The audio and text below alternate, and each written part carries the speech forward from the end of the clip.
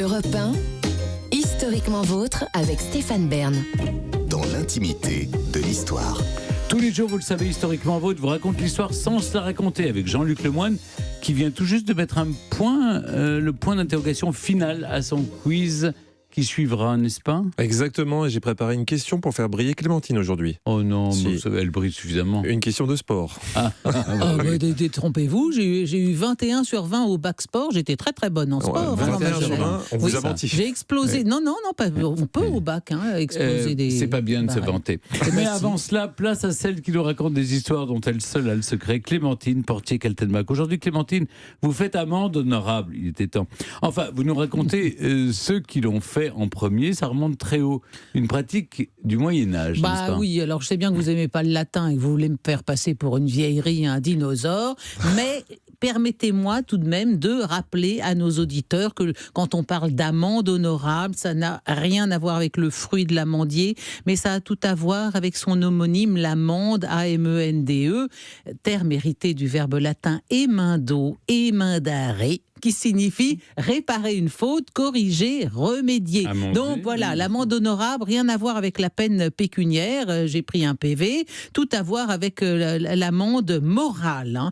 Et donc sous l'Ancien Régime, l'amende honorable, c'est une peine infamante qui oblige le coupable à reconnaître publiquement son crime et à demander pardon. Donc, à faire amende honorable, par extension, ça signifie faire l'aveu public d'une faute dans l'intention de se faire pardonner. Alors, parfois, c'est une peine qui est donnée toute seule, parce que si vous avez fait une faute bénigne, on ne veut pas la mort du pécheur. Alors, si vous avez, par exemple, juré, dit crénom de Dieu, ventre bleu, etc., allez hop, allez faire amende honorable. Les faussaires, les banqueroutiers frauduleux, donc tout cela, c'est une amende simple. Par exemple, en 1440, 3 sergents qui devaient arrêter un docteur en théologie, qui devait être un drôle de paroissien sans doute, eh bien ces 3 sergents pénètrent dans le couvent des Grands Augustins à Paris, ils violent le droit d'asile, et donc l'université exige un châtiment. Et les 3 ont été condamnés à faire amende honorable devant Notre-Dame. Alors ça, c'est quand vraiment la peine est légère, mais pour les vrais crimes, les criminels, les régicides, par exemple les frères Donnet, les fameux qui ont couché avec les filles de Philippe le Bel, pour Ravaillac qui a assassiné Henri IV.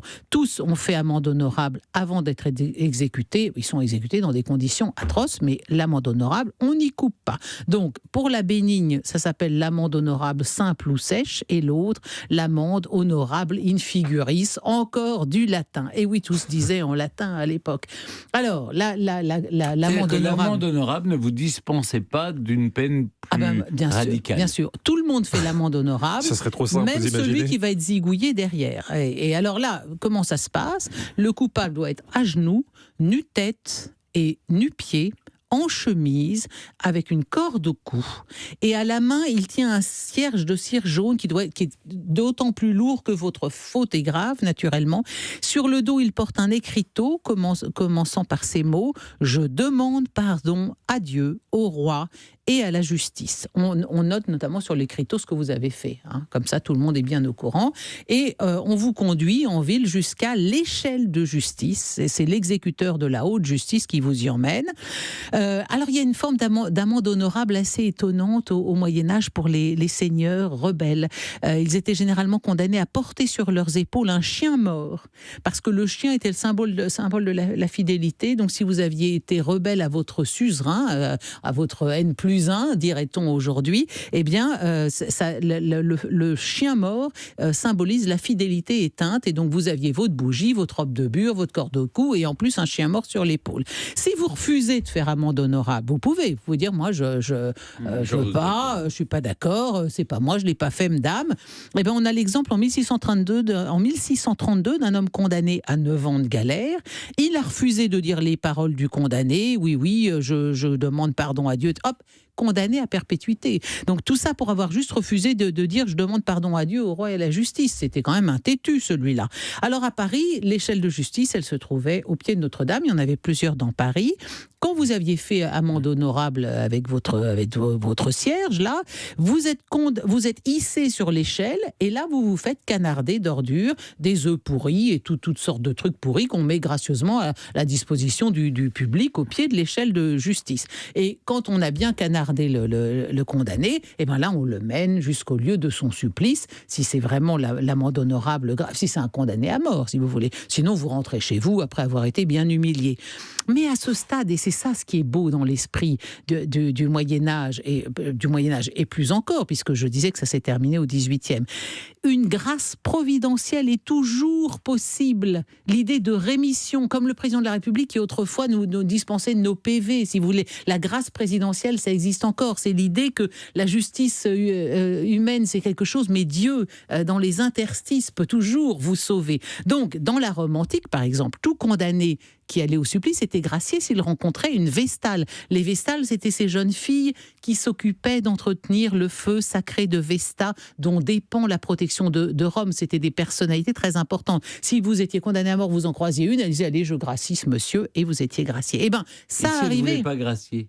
Ah ben, elle ne vous graciait pas. Elle pouvait. Donc la croisée ne suffisait pas. Oui, mais enfin, c'était quand même généralement bon signe. Si vous voulez, une vestale n'allait pas dire bah non, écoute, je ne veux pas te gracier. Non, puis fallait-il déjà qu'elle croisât un condamné à mort. Alors, en tout cas, c'est arrivé en 1309 à Paris. Le cardinal Eusèbe, parce que si vous croisiez un cardinal par accident, que le cardinal affirmait qu'il était là tout à fait par hasard, eh bien, vous pouviez être gracié. Donc, c'est arrivé en 1309.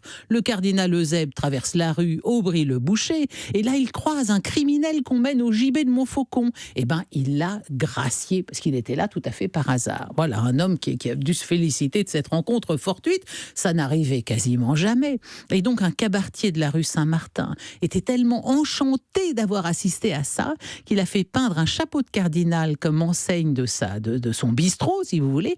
Et cette enseigne n'a disparu qu'en 1910. C'est quand même extraordinaire de penser qu'à Paris, en 1910, on pouvait encore voir une enseigne ayant un lien direct avec une affaire criminelle vieille de 600 ans et qui avait valu sa grâce à un gars qui allait direct à Montfaucon.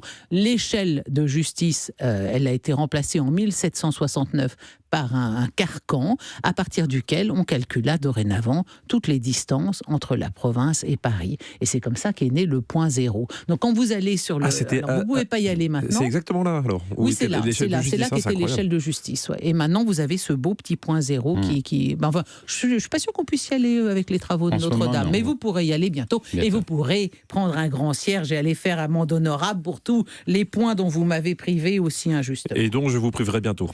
Merci Clémentine. À suivre, c'est le moment de l'émission. Vous le savez bien, chers auditeurs, je ne contrôle plus rien. C'est Jean-Luc Lemoine qui prend la main. C'est le quiz Born to be Alive.